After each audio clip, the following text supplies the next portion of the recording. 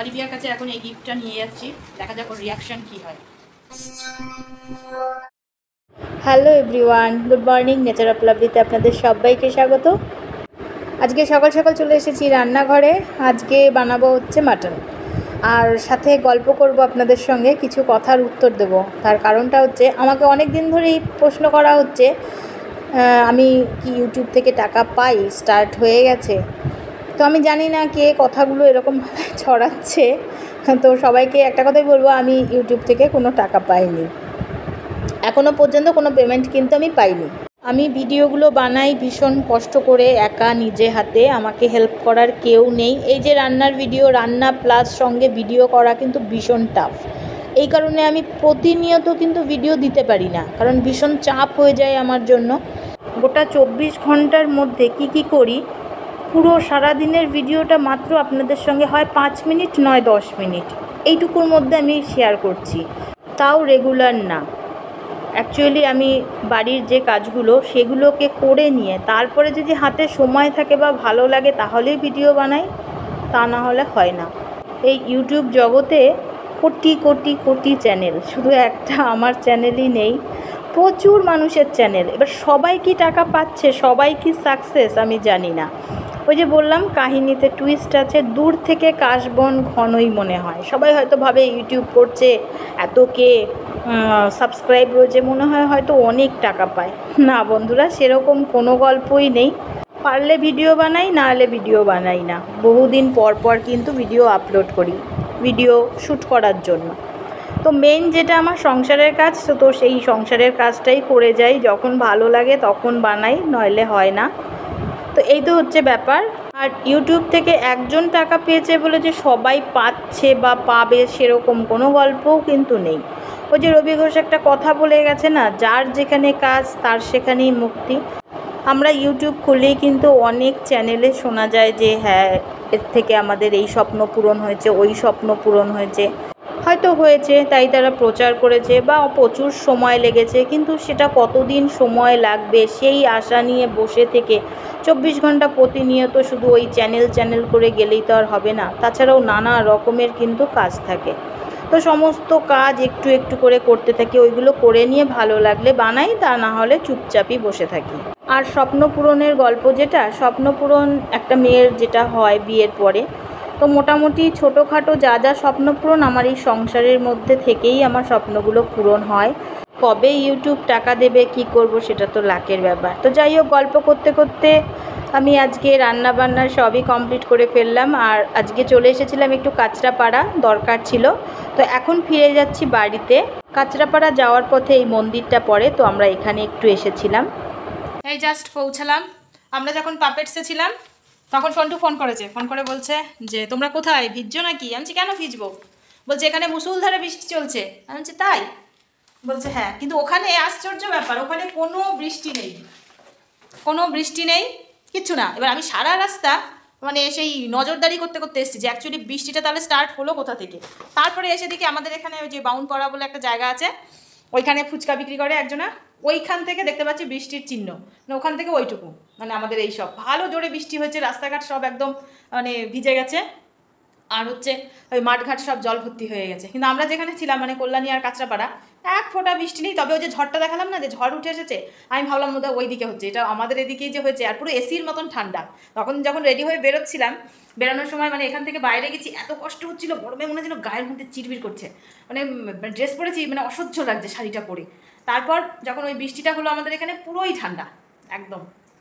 আমি তাই বলি, মানে এত সুন্দর ঠান্ডা হাওয়া দিল, পুরো ঠান্ডায় চলে এলো। আমার বাইক চললে তো ওয়েদার যদি ঠান্ডা থাকে তো কথাই নেই। হঠাৎ করে যেন গরম আবহাওয়াটা চেঞ্জ হয়ে গেল হট করে, তখনই বুঝলাম কোথাও নিঘাত বৃষ্টি হচ্ছে। তো ওখান থেকে বেশি একটা ভিডিও বানাতে পারিনি আজকে, কারণ হচ্ছে ফোনটা হচ্ছে ব্যাগের মধ্যে ছিল, আজকে আর হাতে রাখিনি। ওখানে কিছু ওই শাড়ির ব্লাউজ পিস কাটানো ছিল, আর যে পিকো ফলস করা ছিল, তো সেগুলো নিয়ে এলাম, এটাতে রয়েছে। আর অলিভিয়ার জন্য পাপেটসে গেছিলাম অ্যাকচুয়ালি হচ্ছে ওই পেন্সিল বক্স কেনার জন্য, কিন্তু পেন্সিল বক্স না অল্প কয়েকটা রয়েছে, পছন্দ হলো না।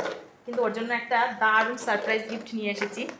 এইরকম মানে এটা হচ্ছে একটা ফ্রাইং প্যান, বাচ্চাদের খেলার, তার মধ্যে রয়েছে কিছু ফ্রুটস আছে, এখনও জানি না, আমি ঢাকনা তো ওপেন করিনি।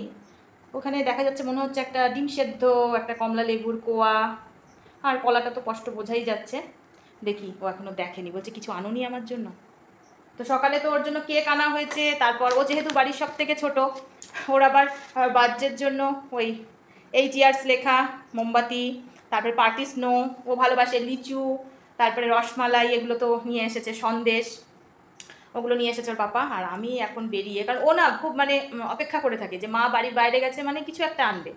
তো এইটা তো নিয়ে এলাম সারপ্রাইজ, এটা এখনও ব্যাগের মধ্যেই রেখে দিয়েছি, দেখাইনি। আমি ড্রেস চেঞ্জ করে তারপরে দেখাবো, দেখি ওর রিয়াকশান কী হয়। বাইরে আর কিছু খাওয়া দাওয়া করিনি, তার কারণ হচ্ছে অবেলা করে খেয়েছি তো, আর মাটন তো রান্না করা রয়েছে। আজকে আর কিছু রান্নাও করতে হবে না, অন্যদিন যেরকম KFC যাই, তারপর হচ্ছে মিয়ামর যাই, কেকও রয়েছে বাড়িতে, কি করতে যাব বুঝতে পারছি না।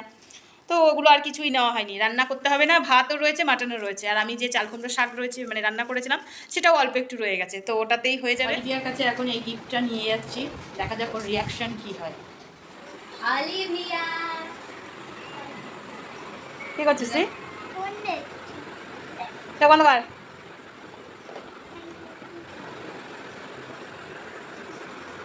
Oh wow! What is this?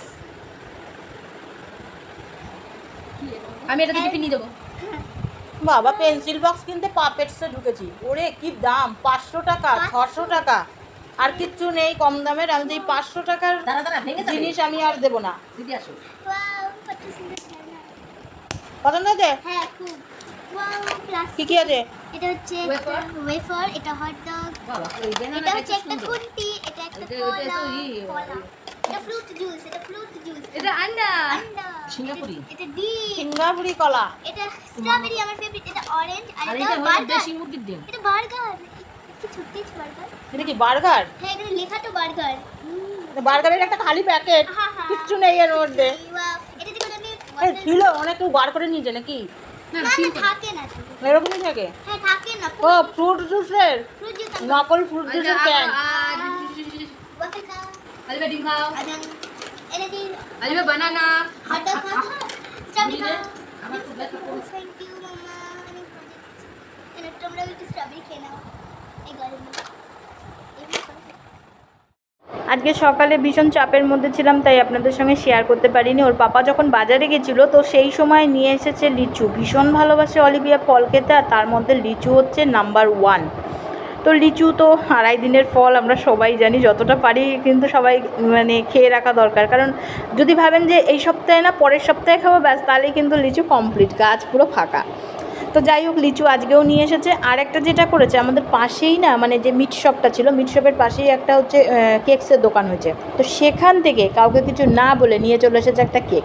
R Olivia যেহেতু সব থেকে ছোটো, তো তার জন্য ওই যে 8 সাইন যে মোমবাতি হয় সেটা নিয়ে এসেছে, পার্টি স্নো নিয়ে এসেছে, ফায়ার ক্র্যাকার নিয়ে এসেছে, সঙ্গে নিয়ে এসেছে রসমালাই, আর রয়েছে হচ্ছে সন্দেশ। এগুলো তো আমিও ভীষণ ভালোবাসি, আমার বাচ্চারাও ভীষণ ভালোবাসে। তো একসাথে এত কিছু নিয়ে এসে তো সকাল সকাল ভীষণ সারপ্রাইজ করে দিয়েছিল আমাদের সবাইকে, কিন্তু শেয়ার করিনি। দেখুন আবার অলিভিয়ার নামটাও কিন্তু লিখেছে এইরকমভাবে। কারোর কিন্তু বার্থডে না, বাট এই মানে কেকটা নিয়ে আসলো। আর অলিভিয়ার বার্থডেতে কেক কিন্তু আনা হয়নি, সেটা কিন্তু আপনাদের সঙ্গে শেয়ার করেছিলাম। তো অলিভিয়াকে আমি এখন খাইয়ে দেবো, রাতটা কিন্তু অনেকটাই হয়েছে। কেকটা সকাল থেকে কাটা হয়নি, তার কারণ ওর পাপা আসবে বাড়িতে, তারপরে কাটবে বলে আমরা সবাই বসেছিলাম। তো ফাইনালি ওর পাপা এলো, সবাই একদম রাতের খাওয়া কমপ্লিট করে নিয়ে এখন কিন্তু কেকটা কাটা হচ্ছে। তো সেই সকাল থেকে ওয়েট করে রয়েছে যে পাপা কখন বাড়িতে আসবে, তারপরে ওরা কেকটা কাটবে। তো এখনই ফাইনালি কেকটা কাটলো, কেটে সবাই মিলে খাওয়া হচ্ছে। আর ঠিক যেরকমভাবে মানে বার্থডে সেলিব্রেট করে সেইভাবে দেখুন 8 লেখা মোমবাতিটাও ধরিয়েছে, সবাই মিলে কুদিয়ে নেওয়াচ্ছে, আর দুজনাই ভীষণ মাস্তি করছে। তো খাওয়া দাওয়া হয়ে যাওয়ার পরে সবশেষে ওর পাপা চুল বেঁধে দিচ্ছে অলিভিয়াকে। আর পার্টি স্নো দিয়ে তো প্রচুর খেলা হয়েছে, তাই নিয়ে অনেক কিছু হই হুল্লোড় রয়েছে। প্রথমেই কিন্তু আপনাদের সঙ্গে শেয়ার করেছি, এই দেখুন কিছুতেই চুলটা বাঁধতে পারছে না, তাও মেয়ের চুলটা বাঁধবে, প্রচণ্ড বড় হয়ে গেছে চুলটা, বলছি কেটে ফেলতে কিন্তু কাটছে না। তো যাই হোক দেখা হবে নেক্সট ভিডিওতে খুব তাড়াতাড়ি, টাটা।